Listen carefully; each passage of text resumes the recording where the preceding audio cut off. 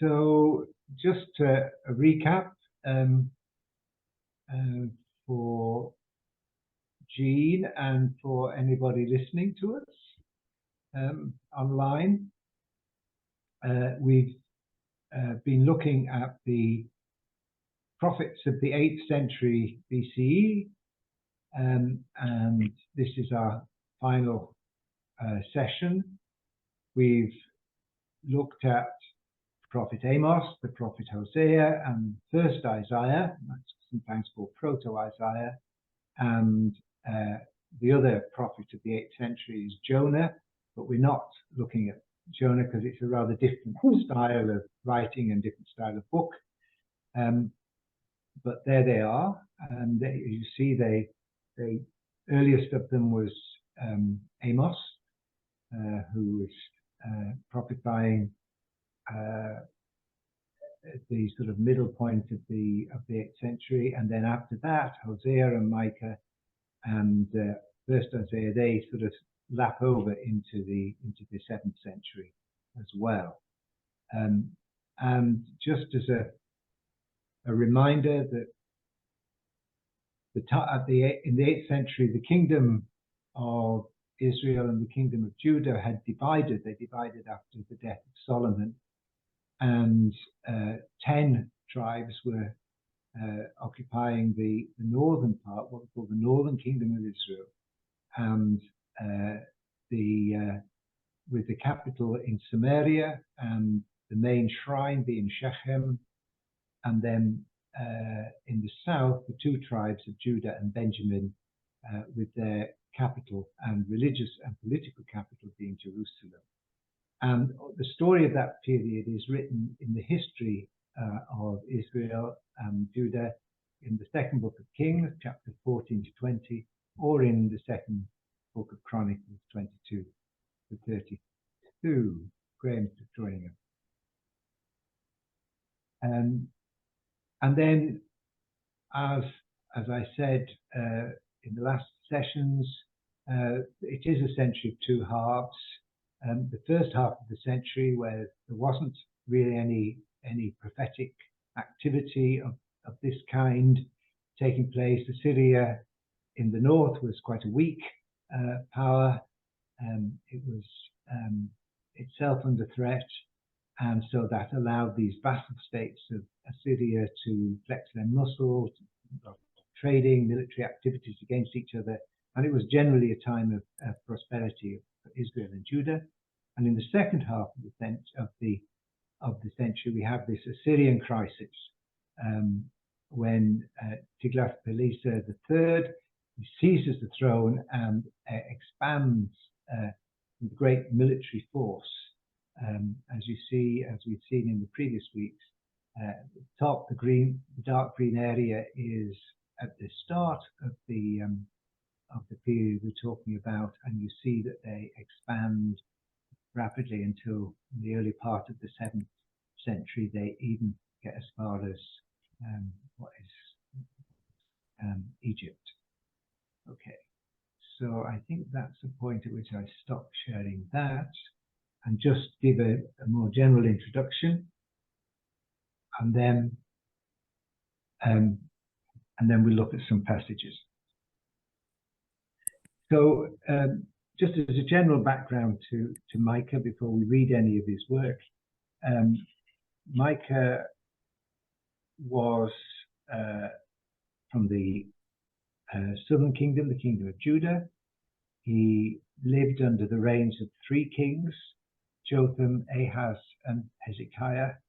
And if you follow the book of Kings and Chronicles, Jotham and Hezekiah were goodies, and Ahaz was a baddie.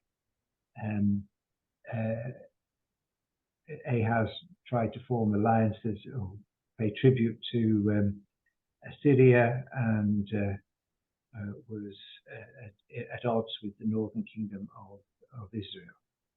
And Micah was a younger contemporary to Isaiah, who we looked at last week. He came from a little town, a small town southwest of Jerusalem called Morisheh, and is quite a contrast to Isaiah. He was a rural prophet coming from the countryside, and unlike Isaiah, he foresaw the exile into Jerusalem. You can remember Isaiah said it wasn't going to happen, but we read in Micah chapter 4 verse 10, "Rise and groan, O daughter Zion, like a woman in labor. But now you shall go forth from the city and camp in the open country. You shall go to Babylon. There you will be rescued. There the Lord will redeem you from the hands of your enemies." And he also, unlike Isaiah thought that Jerusalem was indestructible and it would be rescued. Micah says the opposite. Zion is built with blood and Jerusalem with wrong. Its rulers give judgment for a bribe. Its priests teach for a price. Its prophets give oracles for money. Yet they lean upon the Lord and say, "Surely the Lord is with us. No harm will come upon us." Therefore, because of you, Zion will be plowed as a field. Jerusalem shall become a heap of ruins, and the mountain of the house a wooden height. So you've got this contrast with Isaiah. The one being the court prophet who believed that Jerusalem was indestructible, and the other being one from the rural area who he thought that it was pretty safe and secure. And there are some challenges to the book of Isaiah, which we'll try and look at as we're going along. But one of the big challenges is that it doesn't feel like a consistent book. There's changes of gender. Sometimes it's a woman speaking, sometimes it's a man, sometimes it's a single speaker, sometimes it's a group of speakers. So it kind of feels as if it's a disconnected, disjointed book. And there are what you might call interpolations, i.e. things that creep in that seem out of place. If you remember, I just read a verse from the book which referenced Babylon, an exile into Babylon, which actually doesn't happen until 585, 586, 585. And there's one little passage in chapter 4 which is absolutely identical to a passage in the book of Isaiah. In chapter 2, that famous thing about beating swords into plowshares and swords into pruning hooks, that famous little passage from Micah, is also repeated in Isaiah chapter 2. So the question is, who came first? Who wrote it first? Was it something that was circulated around and they both inserted it into their text? Or did Isaiah take it from Micah or Micah from Isaiah? Or is it added in at a later date? So it feels that the book is a little bit disconnected and disjointed.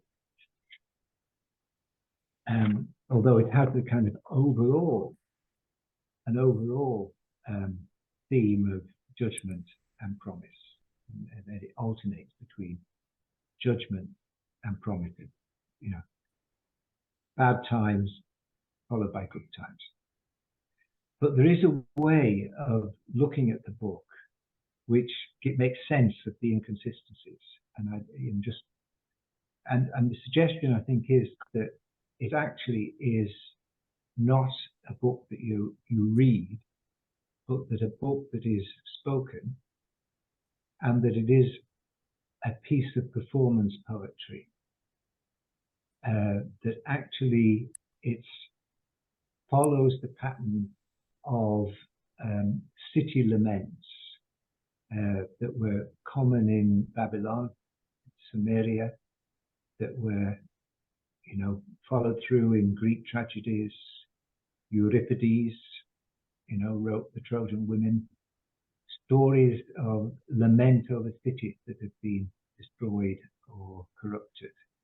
And this may well be, and a bit later on we'll have a go at it, it's a kind of performance poem with different characters, different ways of doing it. There's Micah, who's the chief actor, the narrator, the lamenter. There's God. There's a woman called Jerusalem. The city of Jerusalem is played by a woman. The city of Samaria is played by a woman. There's a kind of male counterpart who comes in, who is Israel. Other cities that are mentioned are female. And at one point, there's even a chorus coming through. So if you start to imagine the book, not as, the sort of the way we read it in church on a Sunday, or if we were just reading it ourselves, or we're sitting on the settee reading our Bible at night, it might not make a lot of sense. But when you have these different, and you understand these different characters speaking in it and contradicting each other and challenging each other, then it starts to have a certain degree of consistency. I just go back to strangely,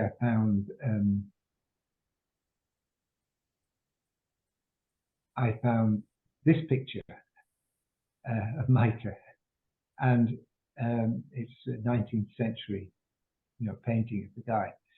But you do get that sense from that picture of it being something that is performed, that his speaking is performed in the marketplace and so on. So I'll go back. We'll read a little bit now from the early part. Shall we read it and look at the map? Let me show you the map first of what we're going to be looking at. Here's a map of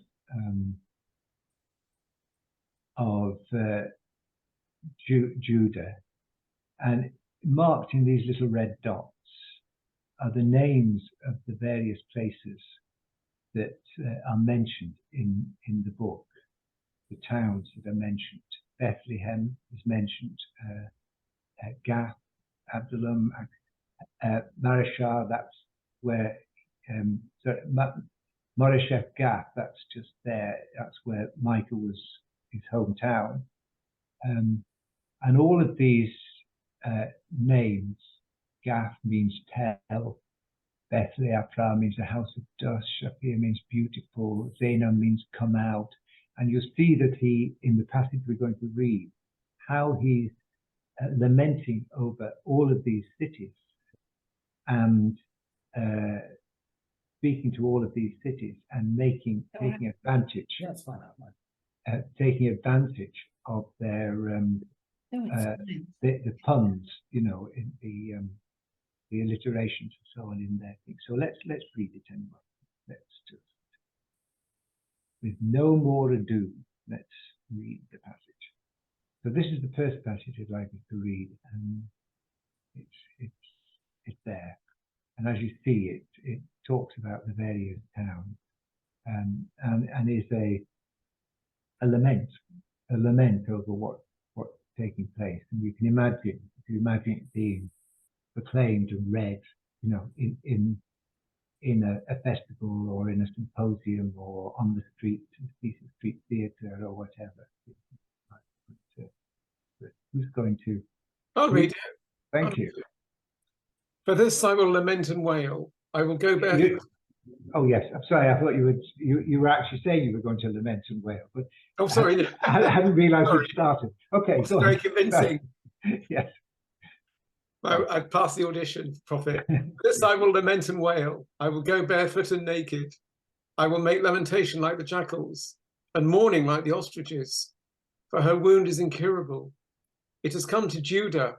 It has reached the gate of my people, to Jerusalem.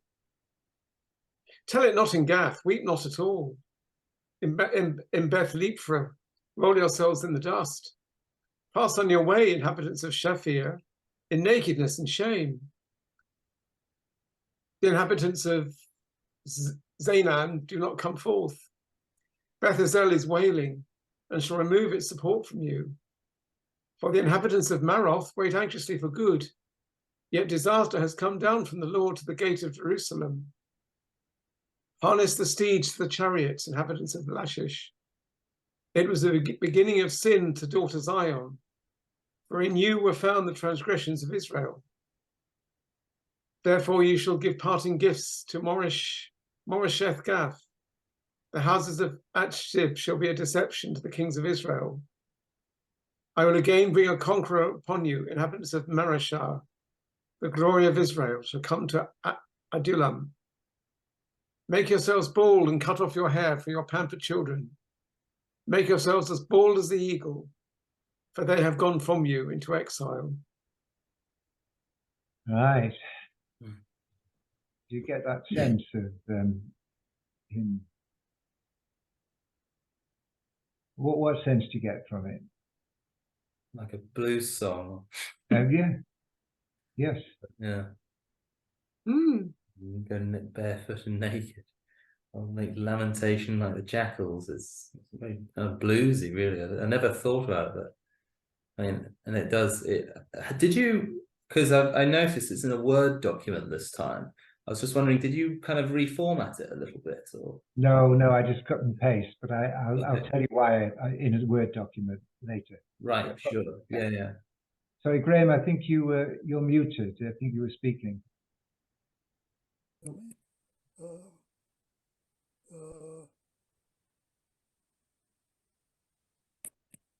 Is that any better? Yeah, we can hear you now. Yeah, okay, good. It reminds me a lot of Bertolt Brecht, Mm. you know, with the talking about contemporary events and of, you know, being in a situation where everything is collapsing. Yeah, absolutely. I mean, that's what it's saying.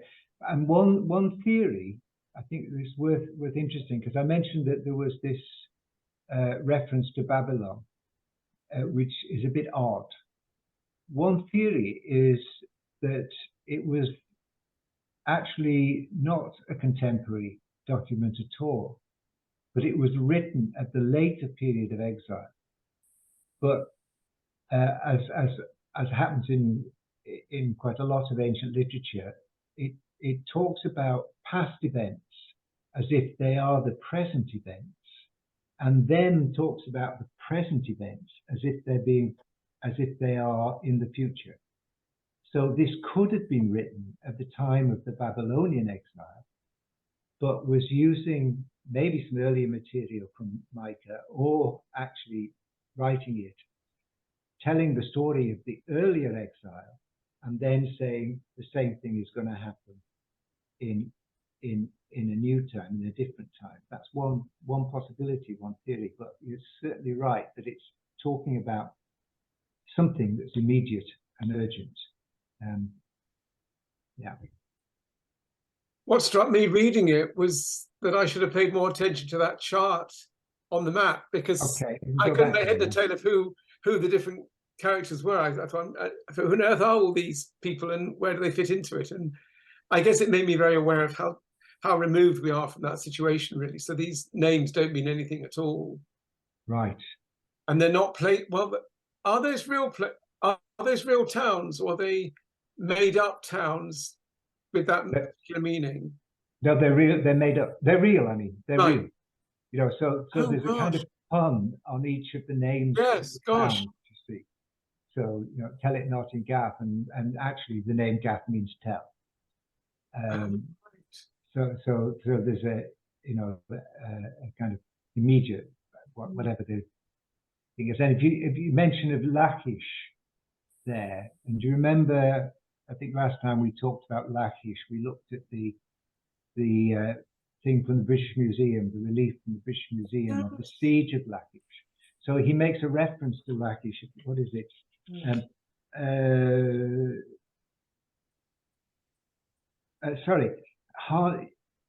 For the inhabitants of Maroc wait anxiously for good, yet disaster has come down from the Lord to the gate of Jerusalem. That was 701. The siege of Lachish, then the Assyrians moved on to Jerusalem. Harness the steeds to the chariots, inhabitants of Lachish, who was the beginning of sin to daughter Zion, but in you were found the transgressions of Israel. So it's actually talking about, you know, the Syrian attacks are the consequences of the sins, the transgressions of of Israel. So I think what it's saying there is that whatever it was that Israel did to cause them to be carried into exile and be defeated by the Assyrians, the same thing is happening in Judah. Therefore, the same fate is likely to await them. I mean, it's very immediate. You're right. But it's a good reminder that what to us, and we often get this, don't we? Lists of complicated words in Old Testament readings. What to us is just a minefield of pronunciation. To the original hearers, would have actually been very powerful, incredibly powerful. We lose all that because we're too busy trying to work out how to pronounce or how we should be hearing the words. Okay, I want to sort of, we'll move on to another little passage. I mean, this next passage, I think, gives something about the kind of context in which he's writing. I said it's the reign of Ahaz was long. It was 25 years long, so it's a significant part of Micah's life. And during that time, Judah had to pay a lot of tribute money to Assyria to preserve their sort of peace, and that meant there was a huge squeeze, taxation squeeze on the poor. So the poor was suffering because of that. And the religion of Jerusalem wasn't bold enough to challenge all the injustices. And what should have been the sort of solidarities of the covenant were disregarded, overlooked. Land became the principal source of investment for wealth. So the wealthy were buying land rather than paying taxes, and that meant that the people were being squeezed off the land, so the powerless and the voiceless, and the powerful were taking over the fields and the homes of the weak and selling the children into slavery, and so on and so on. What I'd like to do now is a bold experiment, because I said that the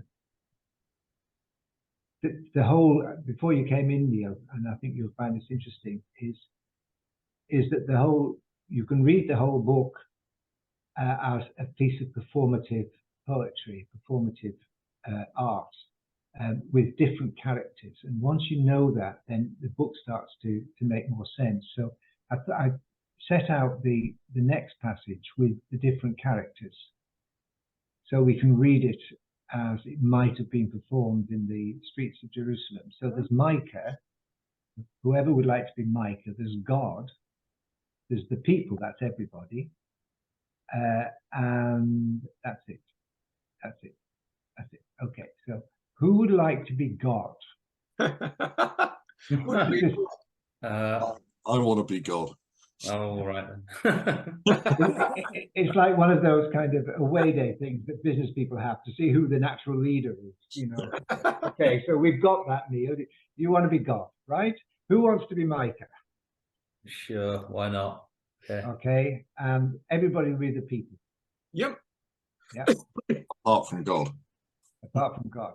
Okay, absolutely. Okay. Shall I begin then? Yes, please.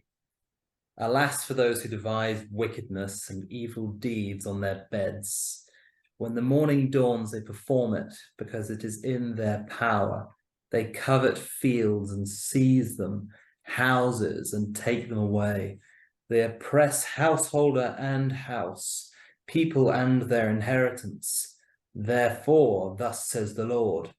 Now I am devising against this family an evil from which you cannot remove your necks, and you shall not walk haughtily, for it will be an evil time. On that day they shall take up a taunt song against you, and wail with bitter lamentation, and say, We are Utterly ruined. The Lord alters the the inheritance of my people, how he removes it from me. Among our captives, he passes out our fields. Therefore you will have no one to cast the line by lot in the assembly of the Lord. Do not preach. Thus they preach. One should not preach of such things. Disgrace will not overtake us. Should this be said, O house of Jacob? Is the Lord's patience exhausted? Are these his doings?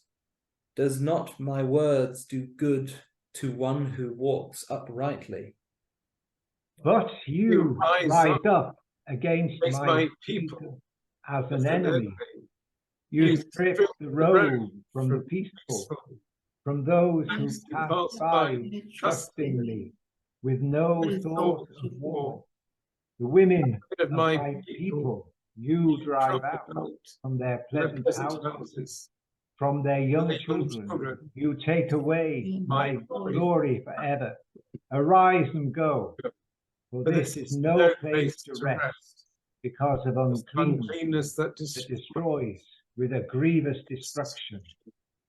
If someone were to go about uttering empty falsehoods, saying, I will preach to you of wine and strong drink, such a one would be the preacher for his people, for this people. I will surely gather all of you, O Jacob. I will gather the survivors of Israel. I will set them together like sheep in a fold, like a flock in its pasture. It will resound with people. The one who breaks out will go up before them. They will break through and pass the gate, going out by it. Their king will pass on before them, the Lord at their head. I mean, the only thing is that on the Zoom, that you can't synchronize the people very well. Apart from that, how did you feel about first of all, about the style and reading it in that way? Well, sorry. Oh, no, go ahead, Neil. I was just going to say it fits with what Graham said earlier. It feels so Brechtian. This could be Mother Courage or something like that on stage, couldn't it? It's very strong. But I actually think, in a way, Vaughan, it quite worked that you couldn't synchronize, because it got across the chaotic response of the people. It is chaos. They're panicking like mad, and blaming God. And what I find striking, they're blaming the prophet. Or the prophet, yes, they're but blaming Micah himself. You rise up against my people as an enemy. That's what they're doing. And I mean, you're right. When you read it automatically, you might think, "Oh, that's God speaking," but actually, it's the crowd having a go at the prophet for what he's doing. You're disturbing things, and then he responds. But if someone were to go about uttering empty falsehood, saying, "I'll preach to you a strong one," such a one would be the preacher for this people. Yes. Okay. You see, yeah. Okay. Yeah. With Brecht, I mean, Brecht was influenced by Japanese No play. Yes. Influenced by Greek tragedy as well. Absolutely. In that, one of the Brechtian principles is that you, like in Greek tragedy, you're usually told at the beginning of the play what's going to happen. Right. So you don't spend time thinking about what's the plot. You think about how did this happen and how did people behave. Right. So at the beginning of Medea, you're told she's going to kill her children. Right. And it's how on earth did that happen? And yes. And it's quite a reasonable explanation in the end, to be honest. But I think, but that fits with this, right? And the beginning of Micah, the beginning of Micah is, "Hear you peoples, all of you," and he has that little aside, "Hear you peoples, all of you." Listen, O earth, and all this. Let the Lord God be a witness against you, the Lord from his holy temple. So you're right at the very beginning, he's telling you what's going to happen. It has that structure to it. Yeah. Graham, we can't hear you again.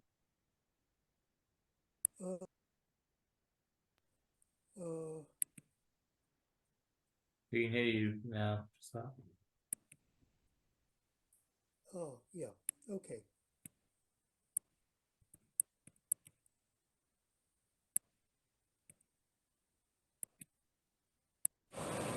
Is that better? Yes. Right, good. I mean, there's another thing here, which is that we rewrite this all in English, and English has has, very, very complex ways of dealing with time, because we have past, present, and future. And we also have a difference between go and are ongoing.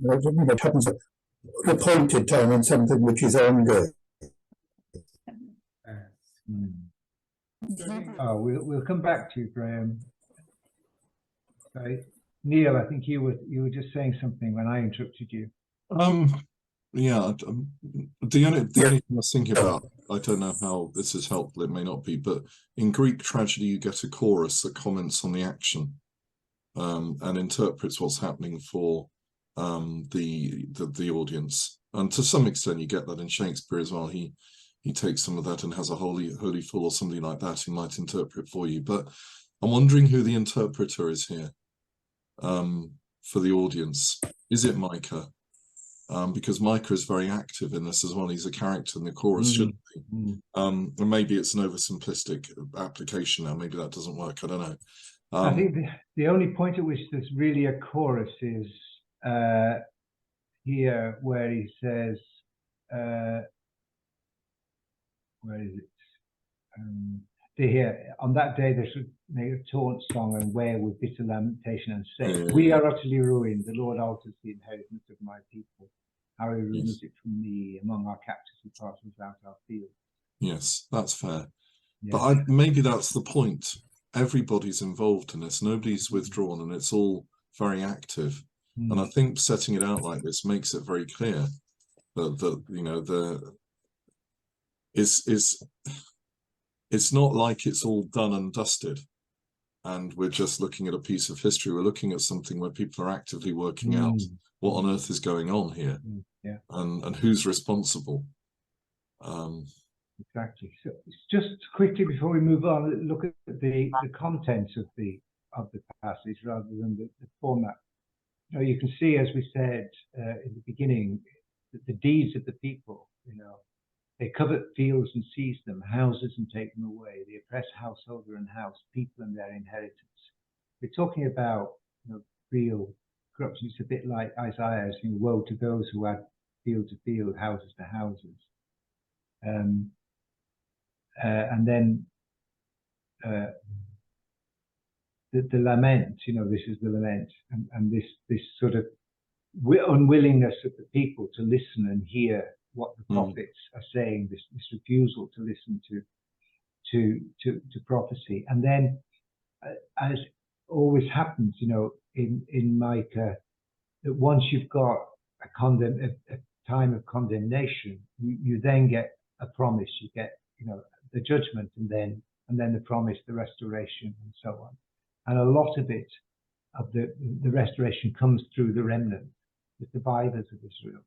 And in Micah, the remnant is not just a rag bag of people who are left over at the end of the war, but they are people who create the new future.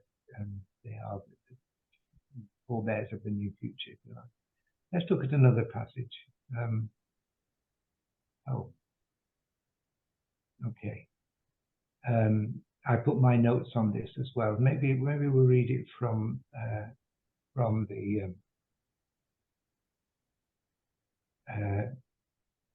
Bible itself.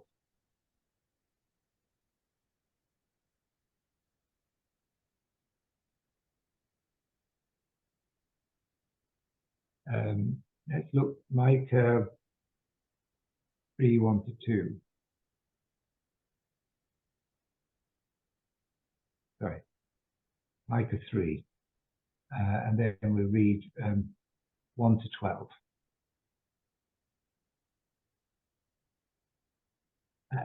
So if you just note the kind of little sections, each of the sections have got the same kind of structure to them. First of all, an address to the people that tells you who he's talking to, and then an accusation against them, and then a sentence, a judgment that's passed on them. So listen for those three challenging, three bits of each of the three sections there, apart from verse 8, I think, which is slightly different. Will you read? I'll read it. Yeah. So, and I said, listen, you heads of Jacob and rulers of the house of Israel, should you not know justice? You who hate the good and love the evil, who tear the skin off my people and the flesh off their bones, who eat the flesh of my people, flay their skin off them, break their bones in pieces, and chop them up like meat in a kettle, like flesh in a cauldron. Then they will cry to the Lord, but he will not answer them. He will hide his face from them at that time, because they have acted wickedly. Thus says the Lord concerning the prophets who lead my people astray, who cry peace when they have something to eat, but declare war against those who put nothing into their mouths. Therefore it shall be night to you without vision, and darkness to you without revelation. The sun shall go down upon the prophets, and the day shall be black over them. The seers shall be disgraced, and the diviners put to shame. They shall all cover their lips, for there is no answer from God. But as to me, I am filled with power, with the Spirit of the Lord, and with justice and might, to declare to Jacob his transgression, and to Israel his sin. Hear this, you rulers of the house of Jacob, and chiefs of the house of Israel, who abhor justice and pervert all equity, who build Zion with blood and Jerusalem with wrong. Its rulers give judgment for a bribe, its priests teach for a price, its prophets give oracles for money, yet they lean upon the Lord and say, surely the Lord is with us, no harm shall come upon us. Therefore, because of you, Zion shall be ploughed as a field, Jerusalem shall become a heap of ruins, and the mountain of the house a wooded height. Beautiful soul, isn't he? Yeah. So you see each section there, he addresses the heads of Jacob, the rulers of the house of Israel. Should you not know justice? They should know. They're part of the covenant community. They should know, and yet they do it the other way around. Then this kind of cannibalism, you know. I mean, is it metaphorical or is it real? You know, Yeah. is it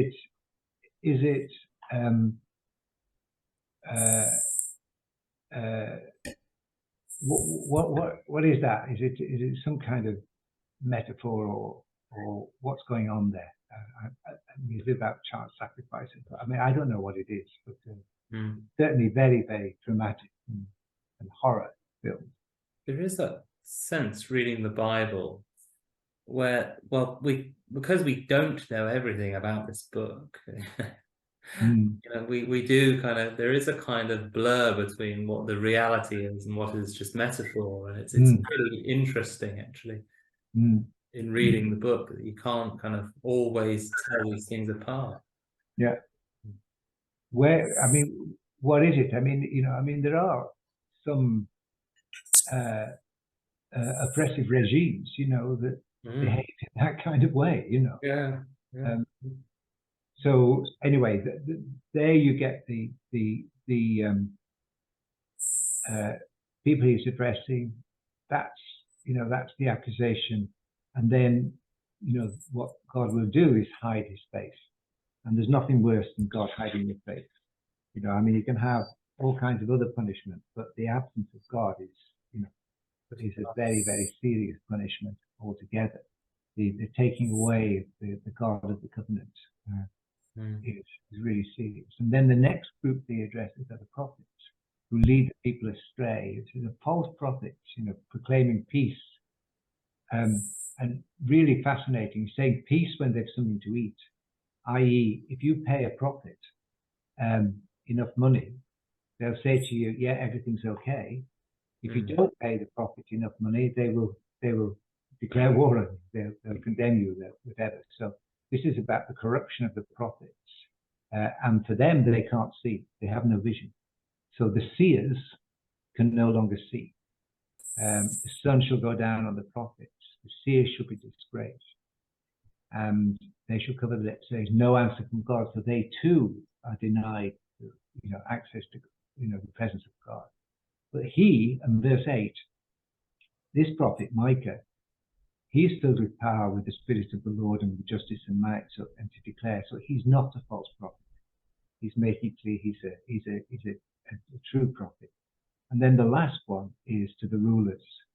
And what they do is they abhor justice, they pervert all equity, they fill Zion with blood, Jerusalem with wrong. Judgment for a bribe, priests teach for a price, it's profit for money. Yet they lean upon the Lord and say, surely the Lord is with you, no harm shall come upon you.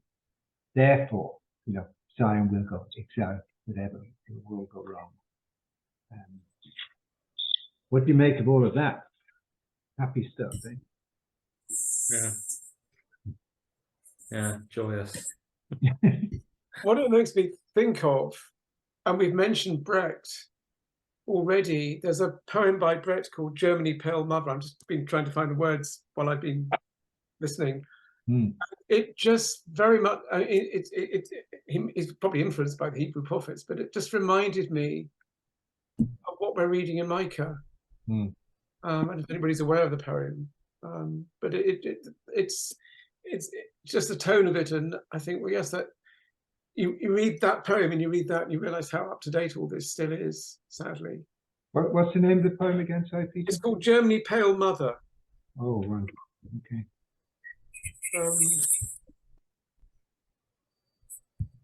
O Germany, pale mother, how soiled you are! You sit among the peoples, you flaunt yourself amongst the besmirched. The poorest of your sons lies struck down when his hunger was great. Your other sons raise their hands against him. This is notorious, and it goes on like that. Why do the oppressors praise you everywhere? The oppressed accuse you. So it's very much that sort of tone, really, that sort of prophetic tone. And it just struck me that it rang bells with that. I think the comparison is strong, because if you think of Brecht as a prophet of the time, a kind of a Micah, he was attacked as a traitor, and I don't know if anyone's watched the series or is watching a series, but it's a very good one called World on Fire, which has just restarted on a Sunday evening. That's going through the Second World War from a number of perspectives. And my mother's family are German, and they fled during the war. And my grandfather was in the army, so but not a member of the Nazi Party. So there's a lot of murky history around my family to do with this. But what struck me in Sunday's program, and it's worth seeing, is that we forget how everybody pretty much in Germany had bought into the Aryan ideal, not necessarily because they believed in the philosophy or anything like that. It was just normal. Why would you challenge it? Why would you have any different point of view? There was no reason to. There was no one telling you, apart from people like Brecht, who was denounced, by all the authorities and was an absolute traitor and a person you go nowhere near. He was a communist as far as everybody was concerned, so he was the worst of the worst, and was certainly accused of being Jewish. Accused, well, you know what I mean. So I think, you can then see the parallels with Micah here, why the people turn against him. Well, and the whole of all the ways describing, the social situation and the political situation, it feels very contemporary. Yeah. Not just, from the, it's just, let's have a look at the famous passage 1-8, because I think it's Micah 6. It's so important to the central message, of the book. And we would anybody like to read this? Where from again? From the beginning. Those 8 verses. Yeah. Okay. Hear what the Lord says. Rise, plead your case before the mountains, and let the hills hear your voice. Hear, you mountains, the controversy of the Lord, and you enduring foundations of the earth. For the Lord has a controversy with his people, and he will contend with Israel. O my people, what have I done to you? In what way have I wearied you? Answer me. For I brought you up from the land of Egypt, and redeemed you from the house of slavery. And I sent before you Moses, Aaron, and Miriam. O my people, remember now what King Balak of Moab devised, what Balaam son of Beor answered him, and what happened from Shittim to Gilgal, that you may know the saving acts of the Lord. With what shall I come before the Lord, and bow myself before God on high? Shall I come before him with burnt offerings, with calves a year old? Will the Lord be pleased with thousands of rams, with tens of thousands of rivers of oil? Shall I give my firstborn for my transgression, the fruit of my body for the sin of my soul? He has told you, O mortal, what is good. And what does the Lord require of you, but to do justice, and to love kindness, and to walk humbly with your God? I mean, it's just a stunning passage. I mean, Yeah. it's just, I mean, you know, it's got the drama of the courtroom. So, you know, we're there in the courtroom, and the mountains and the hills, you know, creation is going to heal. Which you know, we just always overlook, you know, that interrelationship with creation that's there in Scripture. And you know, God is a controversy. You know, he's, what have I done to we? I mean, that weariness in God's voice. You know, they're the words we use on Good Friday liturgy. You know, oh my people, what have I done? What burden am I to you? Answer me. And you know, God has acted justly for Israel. God has acted justly. God has done the right thing. He's taken them out of slavery. And then, you know, what the people have turned that around. And he's saying, you know, I have acted justly to you. What you do now is to do justly. God has acted justly. Now we do justice. It isn't about these ritual sacrifices. That's not what the whole thing is about. It's about doing justice, loving kindness, that chesed, and walking humbly with your God. You know, who walked humbly with God? You know, Adam in the Garden of Eden. You love this passage? How can you not? You know, amazing. It is just, you know, nothing to say about it. It's just, let's just say, I mean, I haven't looked at the passage in chapter 5, which is, you know, the prophecy of a ruler coming from Bethlehem, which is the one which is quoted, of course, at Christmas and so on. Who that ruler was, I think, is not clear. Christians obviously say it's Jesus, but somehow or other, Bethlehem, I think, because of its association with David, is probably the nearest solution. But let's just read before we finish the closing few verses of the book, because they are also very beautiful, and they, you know, in this strength of the condemnation and the strength of the judgment, you know, is kind of overwhelming in the book itself. But then you have this fantastic last few verses. I'll read them. Who is a God like you, pardoning iniquity and passing over the transgression of the remnant of your possession? He does not retain his anger forever, because he delights in showing clemency. He will again have compassion upon us. He will tread our iniquities underfoot. He will cast all our sins into the depths of the sea. He will show faithfulness to Jacob and unswerving loyalty to Abraham, as you have sworn to our ancestors in the days of old. So the ultimate message of the book is that God's covenant will remain, but it will remain for the remnant, you know, the remnant, the people who survive this great crisis, this great Assyrian crisis, or the crisis of exile and the crisis of attack and political threat to Judah, and God will remain faithful and compassionate, because God is ultimately a God of compassion. Yeah.